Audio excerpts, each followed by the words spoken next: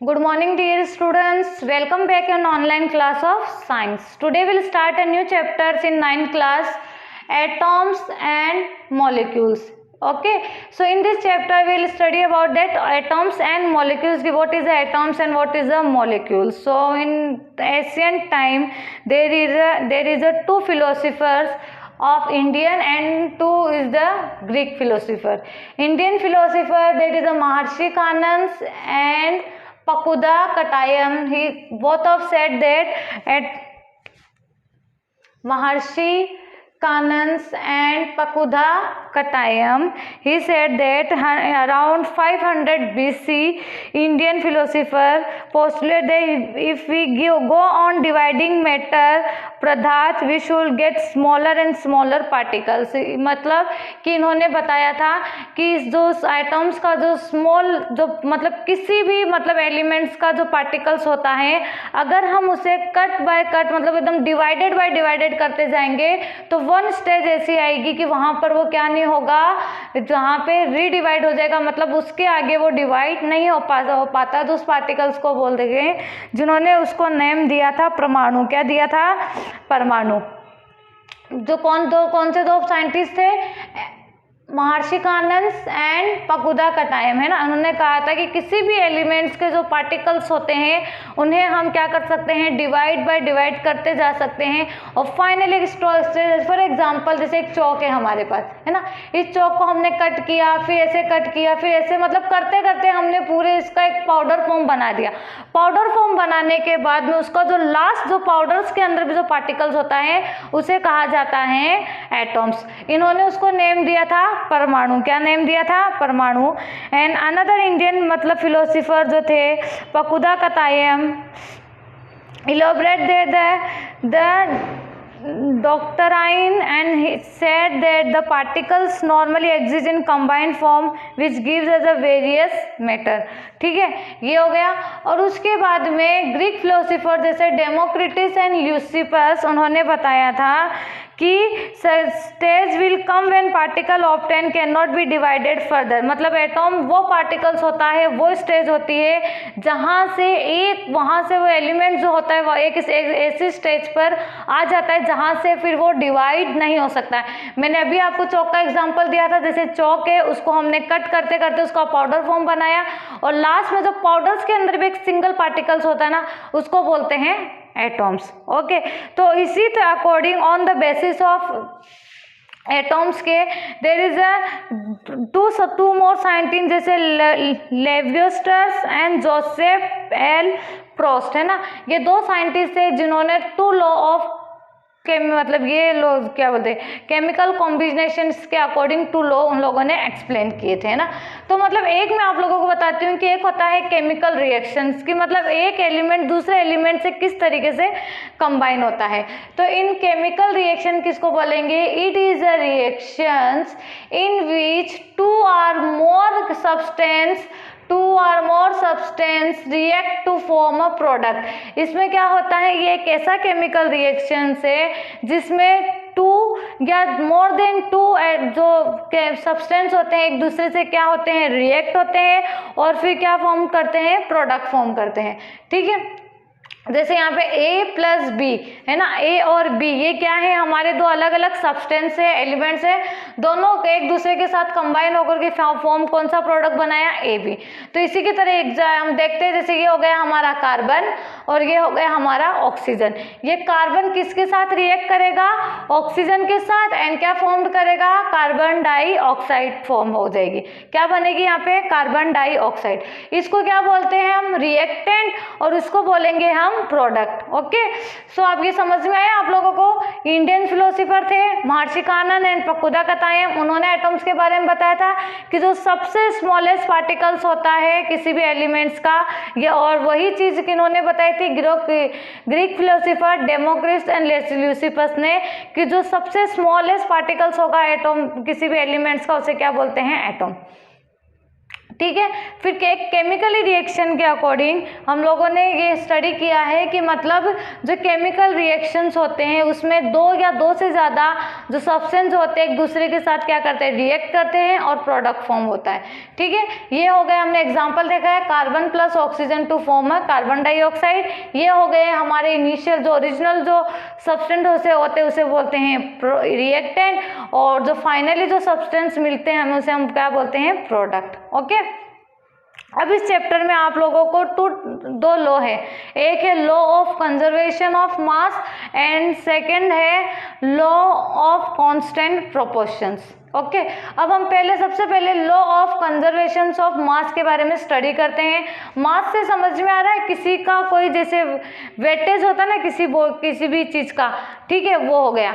ठीक है, अब हम पढ़ेंगे इसमें क्या है, mass neither created nor be destroy, मतलब किसी भी एलिमेंट्स का जो मास होता है वो क्या होता है, फिक्स होता है। हम ना ही तो उसके मास को क्या कर सकते हैं, बना सकते हैं, और ना ही उसको डिस्ट्रॉय कर सकते हैं, मतलब खत्म कर सकते हैं। जो एलिमेंट्स जो नेचर से हमें जो नेचुरली जो एलिमेंट्स वगैरह मिलते हैं, जो मैन मेड एलिमेंट्स है, उन सभी का जो एटॉमिक मास जो हो तो उनका जो मास नंबर होता है, मास जो होगा उनका वो क्या होगा, फिक्स होगा।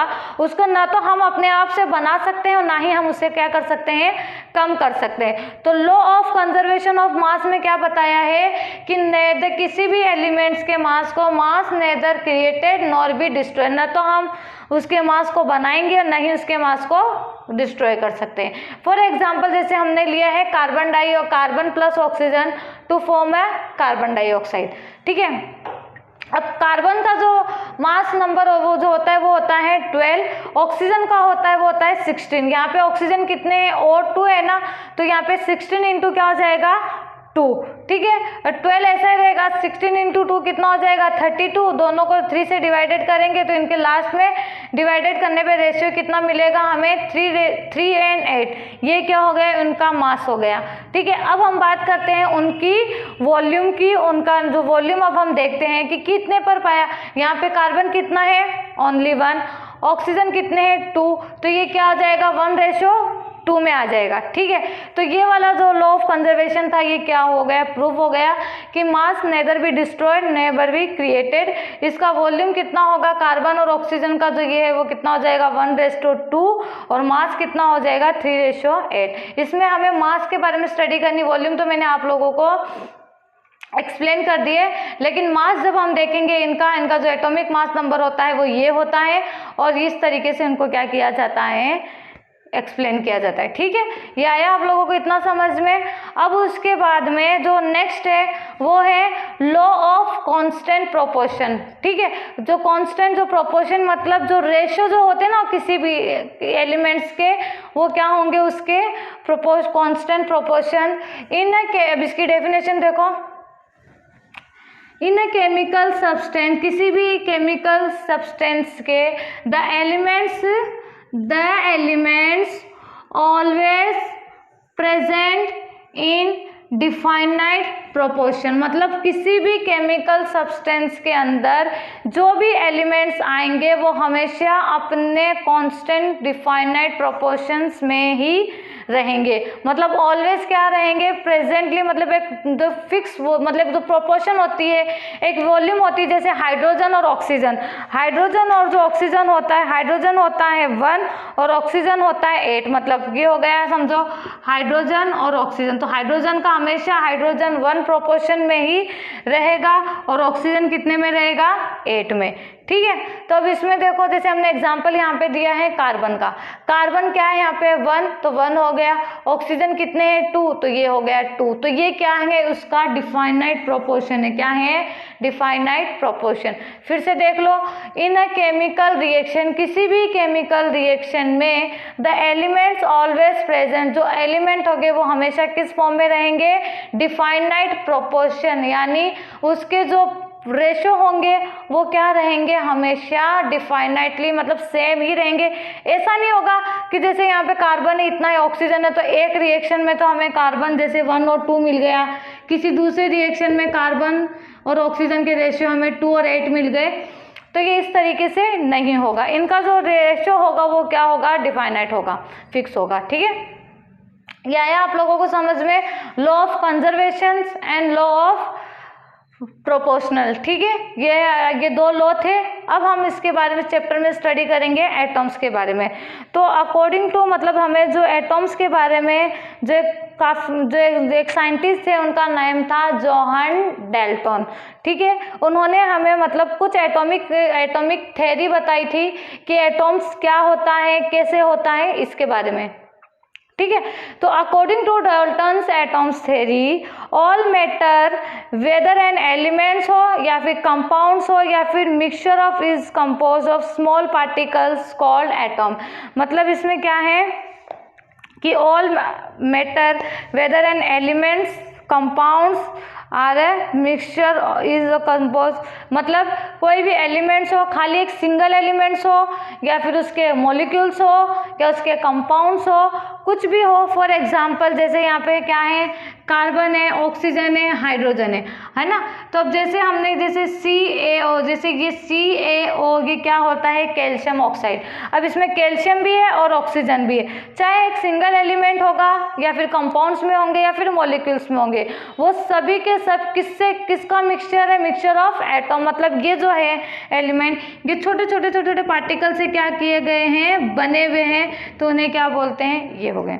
ठीक है, that postulate the theory of may be state. उसके अलावा इसी बेस पे उन्होंने कुछ पॉइंट्स क्या किए थे, इस चैप्टर इस थ्योरी में एक्सप्लेन किए थे। वो है all matter is made up of very टिनी particles call atom. मतलब जितने भी एटॉम्स है, जैसे कार्बन हो गया, ऑक्सीजन हो गया, हाइड्रोजन हो गया, ये सभी के सभी छोटे छोटे पार्टिकल से बने हुए हैं जिसको बोलते हैं atoms. Okay, atoms are indivisible particle which can not be created or destroy. अब इसका नेक्स्ट पॉइंट इन्होंने कहा है कि एटॉम जो होता है वो क्या है, इनडिविजिबल पार्टिकल है। यानी कार्बन है, कार्बन का जो लास्ट जो पार्टिकल्स होता है ना एटॉम्स, ये छोटा होता है। ठीक है, जैसे मैंने यहाँ पे डॉट बनाया है, इसको हम ना तो क्या कर सकते हैं, डिस्ट्रॉय कर सकते हैं और ना ही इसको बना सकते हैं। तो ठीक है, ये हो गया उसका, it can not be created और नॉट डिस्ट्रॉय। जितने भी एलिमेंट्स बने हुए हैं वो किससे बने हुए हैं, एटॉम से। और एटॉम का जो लास्ट पार्टिकल्स होता है, ठीक है, जिसको हम इंडिविजिबल पार्टिकल क्यों बोलते हैं, क्योंकि उस पार्टिकल्स को ना तो हम डिस्ट्रॉय कर सकते हैं और ना ही बना सकते हैं। उसके बाद में थर्ड वन है इन मास एंड और atoms of a given chemicals are definite mass and chemical property. मतलब जो भी एलिमेंट्स होते हैं एक दूसरे से आइडेंटिकल होते हैं, उनका क्या होता है, डिफाइनाइट उनका क्या होता है, मास होता है, identically in mass and chemical properties. मतलब एक से दूसरा एलिमेंट जो होता है कहीं ना कहीं उनकी मतलब कहीं ना कहीं उनका मास नंबर होता है या फिर उसकी जो अदर प्रॉपर्टीज होती है एक दूसरे से क्या होती है, समटाइम कहीं ना कहीं क्या होती है, मैच हो जाती है, सेम हो जाती है। Atoms of a different elements have a different masses and chemical properties. ठीक है, अब कुछ एटॉम्स जो है उसका क्या है, डिफरेंट एलिमेंट होते हैं और कुछ के क्या होते हैं, डिफरेंट मासेस भी होते हैं। अभी हमने पढ़ा था कुछ का मतलब जो मास होगा या फिर अदर उसकी केमिकल प्रॉपर्टी होगी, क्या होगी, आइडेंटिकली होगी, मतलब सेम होगी। और कुछ में क्या होगा कि उनका मास नंबर भी क्या होगा, डिफरेंस होगा, और उनकी जो केमिकल प्रॉपर्टी होगी वो भी क्या होगी, डिफरेंट होगी। ठीक है, atoms combines in a ratio small whole number from its compound, है ना। आइटम जो होते हुए एक दूसरे से बहुत ही स्मॉल, मतलब होल रेशियो नंबर्स में भी क्या हो सकते हैं, कंबाइन हो सकते हैं। ठीक है, the relative number and kinds of atoms are constant in a given compound. जो क्या उसके रिलेटिव नंबर होंगे जो उसको या फिर कांस्टेंट होंगे वो क्या होंगे, वो कंपाउंड्स के अंदर हमें क्या करता है, शो करता है। ठीक है, अब ये तो हो गया डाल्टन्स ने जो एटॉम्स के बारे में जो हमें बताया था कि एटॉम्स इस तरीके से हो सकता है, उसकी मतलब कुछ प्रॉपर्टी आइडेंटिकल हो सकती है, कुछ डिफरेंट हो सकती है, कुछ मास नंबर सेम हो सकता है, कुछ डिफरेंट हो सकता है, ये सब हो गया। अब उसके बारे में उन्होंने एटॉम्स के बारे में बताया कि एटॉम एक्चुअली एटॉम के बारे में अब हम स्टडी करेंगे। एटॉम क्या होता है, it is a smallest particles of an element which may or may not have an independent existence. इन्होंने फर्स्ट डेफिनेशन क्या है एटॉम्स की, इट इज द स्मॉलेस्ट यानी सबसे छोटा पार्टिकल्स ऑफ एन एलिमेंट, मतलब it is the smallest particles of an atom, मतलब ये एटॉम का क्या है, सबसे छोटा पार्टिकल्स है। उसके बाद में विच मे आर मे नॉट, मतलब ये हो भी सकता है और नहीं भी हो सकता है। इंडिपेंडेंटली एग्जिट, मतलब इंडिपेंडेंटली मतलब क्या तो किसके उसके ऊपर इंडिपेंडेंटली एग्जिट हो भी सकता है और नहीं भी हो सकता है, कभी वो फ्रीली डिपेंडेंट हो सकता है, कभी इंडिपेंडेंटली एग्जिट हो सकता है। ठीक है, उसके बाद में एटॉम्स जो होता है they are very small in size. जो एटॉम्स होता है अभी हमने स्टडी किया है कि एटॉम जो होता है वो सबसे स्मॉलेस्ट पार्टिकल्स होता है, इसके लिए हम ये बोल सकते हैं कि they are very small in size, ये अपनी साइज में बहुत ही छोटा होगा। देयर साइज इज मेजर्ड, इसकी जो साइज होती है वो यहाँ कितने मेजर करती है, their size is measured in unit nanometer, और इसकी जो साइज होती है वो कौन सी यूनिट में मेजर की जाएगी, नैनोमीटर्स के अंदर। अब हमें देखते हैं, हमें पता है कि 1 nanometer is equals to 10⁻⁹ meter, nanometer होता है, मीटर होता है sorry, 1 nanometer is equals to 10⁻⁹ meter, है ना। तो मतलब बहुत ही स्मॉलेस्ट पार्टिकल्स होता है ये। इसके अलावा जो मतलब जितने भी एलिमेंट्स हमारे पास है उनमें सबसे छोटा जो एलिमेंट्स जो पार्टिकल्स होता है वो किसका होता है, हाइड्रोजन का। Hydrogens atom is smallest of all it's size, है ना। ये हाइड्रोजन का जो एटॉम होता है वो सबसे क्या होता है, स्मॉल होता है। Hydrogen atom is smallest of all it's size, है ना, मतलब हाइड्रोजन का एटॉम सभी एलिमेंट्स के अंदर सबसे छोटा स्मॉल साइज में पाया जाता है, और इसकी जो साइज होती है वो होती है 10⁻⁻10 नैनोमीटर। कितनी होगी, 10⁻⁻10 नैनोमीटर। ओके, सो स्टूडेंट्स, आप लोगों को यहाँ तक आई होप अच्छे से क्लियर हुआ होगा, ये समझ आया होगा। इस चैप्टर में हम लोगों ने एटॉम्स तक स्टडी किया है कि एटॉम्स क्या है। ठीक है, इसमें 2 साइंटिस्ट थे, मतलब 2 इंडियन फिलोसोफर थे, एक ग्रीक फिलोसोफर थे, जिन्होंने एटॉम्स के बारे में बताया कि एक पदार्थ होता है, फिर उन्होंने बताया परमाणु होता है, ये क्या होते हैं, एटॉम्स का बहुत ही स्मॉलेस्ट, मतलब किसी भी एलिमेंट्स का जो सबसे स्मॉलेस्ट पार्टिकल होता है वो जो जिसको डिवाइड नहीं कर सकते। फिर उसके बाद में लॉ ऑफ मतलब केमिकल रिएक्शन, उसके बाद में हमने 2 लॉ पढ़े थे, एक होता है लॉ ऑफ कंजर्वेशन ऑफ मास और दूसरा होता है law of constant proportion. Conservation वाले मास में मैंने आप लोगों को बताया कि किस तरीके से मास को हम क्या कर सकते हैं, फाइंड आउट करके ये बोल सकते हैं कि हाँ उसका मास जो है वो क्या है, कांस्टेंट है, मतलब फिक्स्ड है। और इसके अलावा लॉ ऑफ कांस्टेंट प्रोपोर्शन, मतलब जो रेशियो इनके होंगे वो ये हो गए। ठीक है, उसके बाद में एटॉम्स, डाल्टन ने जो एटॉम्स के बारे में बताया था वो पॉइंट्स। इसके अलावा एटॉम्स क्या है, एटॉम जो होता है वो स्मॉल, इसका सबसे स्मॉलेस्ट पार्टिकल है और ये बहुत ही स्मॉल साइज में मिलता है, और इसकी जो यूनिट होती है वो हम नैनोमीटर में काउंट करते हैं, और 1 nanometer is equal to 10⁻⁹ nanometer. ठीक है, और सभी एलिमेंट्स में से सबसे स्मॉलेस्ट जो एलिमेंट्स होता है वो होता है हाइड्रोजन का। ठीक है, आई होप आप लोगों को यहाँ तक अच्छे से क्लियर हुआ होगा। इसके आगे का नेक्स्ट जो टॉपिक है वो हम अपने नेक्स्ट क्लास में कंटिन्यू करेंगे। तब तक के लिए students stay home, stay safe, bye.